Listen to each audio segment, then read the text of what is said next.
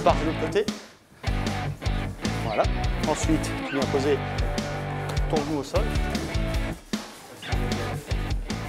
Bonjour et bienvenue au dojo d'Egbel. Aujourd'hui, nous allons suivre un cours de Penchak Silat avec Jordan. Donc Jordan, bonjour. Bonjour. Qu'est-ce qu'on va faire ce soir? Alors aujourd'hui, je vais vous faire découvrir le Penchak Silat à travers de la méthode Hugo Tronche. Donc la méthode Hugo Tronche est une méthode de self-défense voilà, qui est adaptée à toutes les personnes et qui permet aux personnes de pouvoir faire face à toutes les situations dangereuses. Voilà. Donc vous avez décidé de l'enseigner ici. Comment ça s'est organisé un petit peu tout ça? Eh ben, j'ai découvert la MHT, les cours se donnaient à Grenoble, donc je me suis orienté là-dessus, j'ai été prendre des cours, j'ai passé mon diplôme, j'ai passé mes ceintures et diplôme d'instructeur dans la discipline. Mais nous on essaye, c'est un cours mixte, mais on ne peut pas prendre trop jeune par rapport à certains exercices, après il faut adapter les cours par rapport à l'âge, donc c'est pas évident. Donc nous on prend entre 13 et 14 ans, et puis après il n'y a pas de limite, Okay. pas de limite d'âge. Donc justement, qu'est-ce qu'on va travailler ce soir? Alors ce soir, les cours sont jamais structurés de la même façon. C'est assez, en général, il y a une partie assez physique, de renforcement musculaire, de gainage, vraiment spécifique pour les arts martiaux, du stretching, de l'agilité.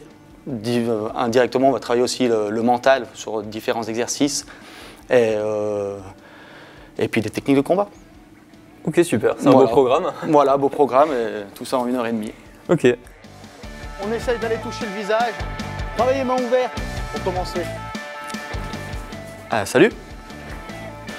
À mon signal, roulade avant. Regardez, roulade avant.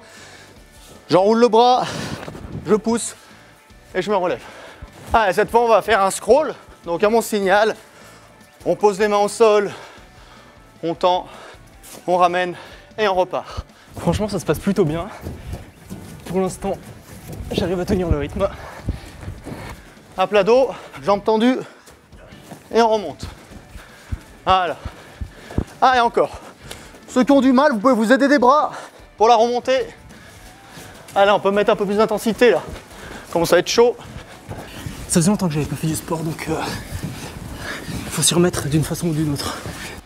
Avec les pieds en avant, on va pousser avec les pieds sur l'avant et on cède des bras. Vous pouvez vous aider de bras en même temps, plus facile. Travailler du cardio et du renforcement musculaire. Là, on mobilise un peu tous les groupes musculaires, tout le corps qui travaille. Et d'augmenter le rythme cardiaque. Il faut travailler l'endurance. Voilà, là, on va travailler un peu plus le haut du corps, notamment sur des pompes. 1, 2, 3, 4. Et je remonte. Ici, c'est le bassin qui pousse et quand il ramène, c'est ici. Je reviens en position squat et de vraiment gagner en mobilité au niveau des hanches. D'accord, et rester le plus bas possible sur les étirements. C'est un petit moment de repos, ouais. C'est un repos pas vraiment statique quand même. Alors, dans cette position, on vient travailler le pied relevé en extension. Pareil de l'autre côté, pied en extension. Ça va vous servir sur les frappes. Dernière position, cobra. Donc pareil, qui va venir étirer sur les hanches et sur les genoux. L'autre côté, même chose. Est-ce qu'on peut rappeler éventuellement les mesures de prévention? Alors en protection pendant les entraînements, quand on va travailler à deux, on va utiliser un protège-dents et simplement une coquille. Voilà, vous travaillez comme ça, donc lui il cherche vraiment à attaquer. D'accord? Il ne s'arrête pas ici, s'il va, il va me chercher. Et c'est juste pour travailler un peu les réflexes. Okay. Voilà. On travaille vraiment sur des blocages, on va dire reptiliens. Hein. On ne va pas travailler sur des blocages traditionnels comme ça qui sont beaucoup trop longs. Ça va être vraiment sur des... Est-ce qu'on peut dire que c'est un petit peu les blocages naturels qui viennent naturels. Quand on vous jette quelque chose, vous ne vous attendez pas, vous allez faire ça. Hein. Ouais. Vous n'allez pas bloquer comme ça. Okay. Donc voilà, c'est vraiment quelque chose qui vous vient dessus, pop, vous vous protégez comme ça. Protégez le visage. Il y a une sorte de retenue, mais il faut quand même poursuivre le mouvement. Un contrôle, on appelle ça le contrôle. On peut très bien travailler, après on peut travailler vite, mais entièrement contrôler sa frappe. Ok. C'est aussi un travail d'esprit de bien sûr. Garder le contrôle. Ah oui, oui. Et c'est en travaillant sous cette forme-là justement qu'on arrive à avoir du contrôle. Première étape, 1, blocage. 2, visage. Pensez au transfert du poids de corps. Coup de coude, visage, saisie de la tête. Je viens frapper avec mon genou au niveau du ventre, au niveau de partie, hein, pour le faire descendre. Et je viens ici et travailler en guillotine.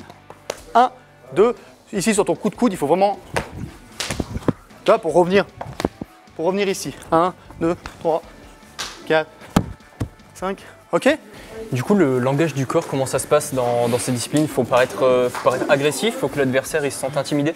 Non, justement, c'est vraiment, là on est vraiment sur de la légitime défense, donc on va pas se mettre, on n'a déjà pas une garde agressive comme ça. On va être ici pour dire on veut pas, mais par contre, voilà, on garde les mains devant pour avoir une certaine contrôle du combat, pour pouvoir maintenir à distance. Et voilà, puis s'il approche, par contre, là, on rentre.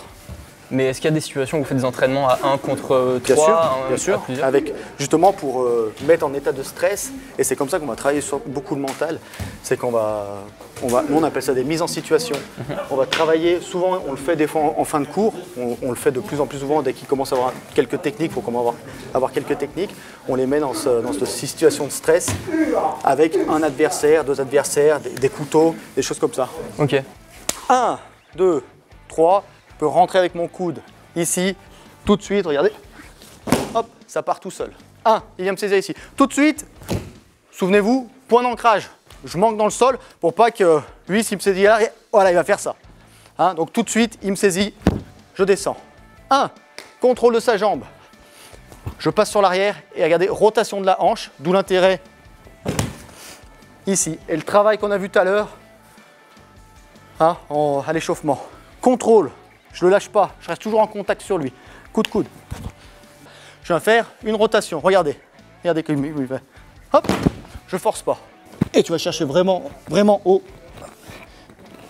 Ok, on va vraiment chercher de l'inertie avec la jambe. Bon bah, merci beaucoup pour ce cours, Jordan. Et puis, est-ce qu'on peut rappeler un petit peu les horaires d'ouverture, les inscriptions? Tout le monde est admis, comment ça se passe? Alors bien sûr, tout le monde est admis. Toute la saison, on peut s'inscrire. Vous pouvez nous retrouver le lundi au dojo d'Aigbel, au foyer rural, de 20h30 à 22h. Et le vendredi au Fort d'Eton, de 20h30 à 22h.